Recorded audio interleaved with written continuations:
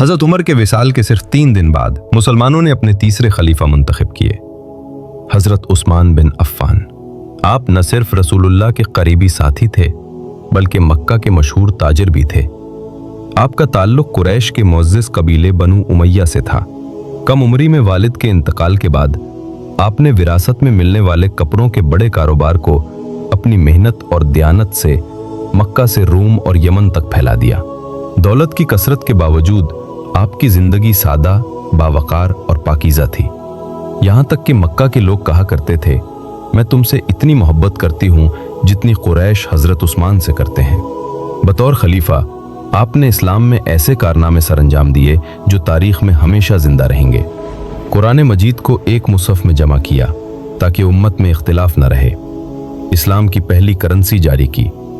मक्का और मदीना की मसाजिद को वुसअत दी जो आज तक कायम है।